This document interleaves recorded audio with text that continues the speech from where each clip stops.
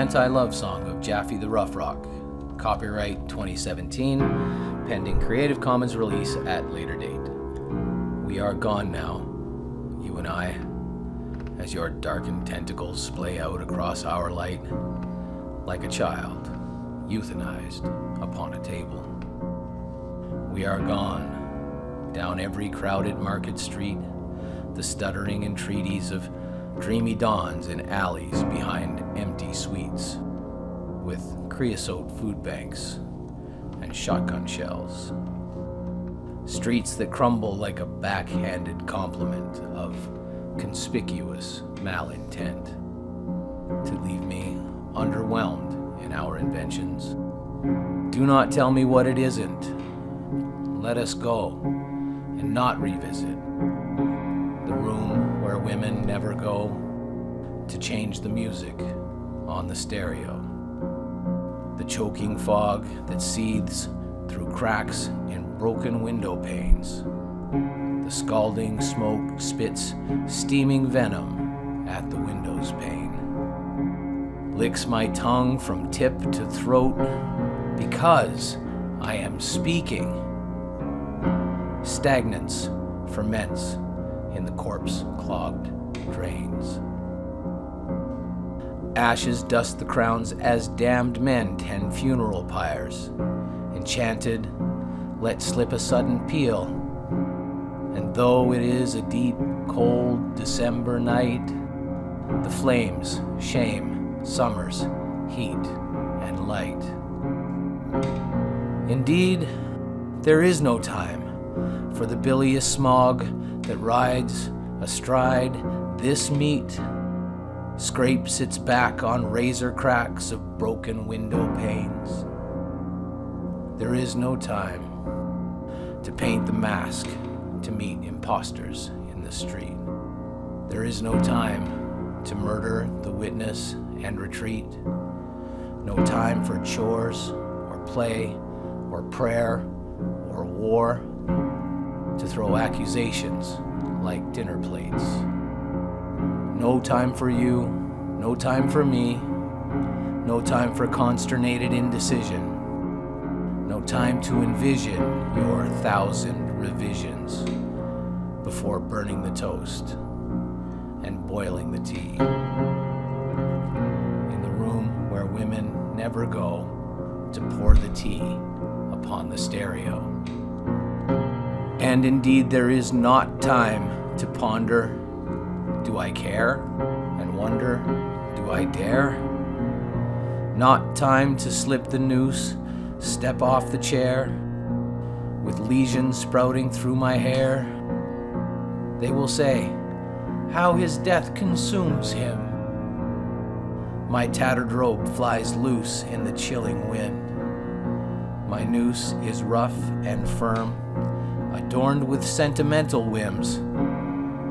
They will not say, oh, but once I loved him. Do I dare betray the universe? There is no moment, there is no time for precision of incisions the witches won't rehearse. For I have never known them, one and all, never known the darkness, daylight, sunless afternoons, scavenged out my soul with sugar spoons. I hear the voice of death with a graceless fall over the unchanged music from a hidden room. So how could I not presume? I have never known your 1,000 eyes, one and all, the eyes that mesmerize your jack-lit prey. And as I am remonstrated, seized upon a pin, as I am nailed and writhing on the wall, then why would I begin to smoke down all the butt ends of my dreams and desires? How could I not presume? I have never known your 1,000 arms, not at all, arms adorned and weak and pale, and in the gaslight translucent and frail. Is it the humors of a corpse that make me so remorsed? For arms that press me to the table, wrap me in a shroud. How should I not presume? How can I begin again? Shall I lie? I have sneaked at dawn through cluttered streets and watched the smog rise from broken peaks of hungry ghosts in spectral uniform, screaming through broken windows. I have loved the pain of poison claws that pierced my heart, then dragged the floors of unlit seas. At noon, at night, shake and shiver epileptically, choked by long tongues. Insomniac, exhausted, now is hung, stretched from a rope, here beside were you and me. I shall, after bitter teas, moldy cakes, and dirty ices, garner the will to refuse my vices, though I have wept for fasting and prayed for weeping, though I have seen Baphomet grown bald sound forth upon his platter, there is no prophet, just another of God's bastards. I have hid my eyes from the moment my illusions shatter. Had Raphael strip feathers from my wings, one and all, to laughter. And in short, I was betrayed. It should have been worth it, after all. The broken cups, the marmalade upon the wall, the bitter tea, the shards of porcelain, the blunt exchange between you and me. It would have been worth it, all in all, to have smeared the bitter on the bland and eaten from your angry hand.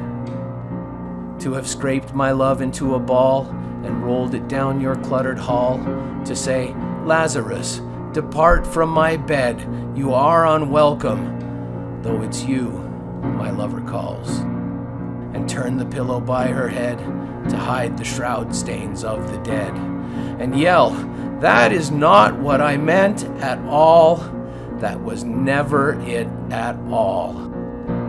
It would have been worth it, after all, it would have been worthwhile, before the eclipses and the junkyard dogs, the blood-stained sheets, before the drama, before the broken cups, before the muddied skirts that soiled the polished floor, before all this, and so much more. It's easy now to say just what I mean, as the gaslight casts your nerves as shadows on the street. Would have been worthwhile if I, turning a pillow or casting off a shroud, yelling through the window's pane, should cry, that is not it at all. That is not what I meant at all. No, I am not Prince Charming, nor do I have to be, nor a pernicious tyrant. That will not do. To stifle progress, to make a scene or two, malign the prince with doubt, an easy fool, existential, glad to be, of use or no, impolitic, reckless, and malicious, worthy of harsh sentences, obtuse or no, at all times indeed almost ridiculed, at times almost indeed the fool. I am young. I wear my trousers like a boy as yet ungrown. Shall I pull my hair till my scalp is bare? Do I dare refuse the peach? I shall stain my trousers as I escape along the beach. I shall heed the siren swan song, drowning as I reach. I know they do not sing for me. I have seen them, reveling on the rocks, adorned in raiments of the dead, drowned black.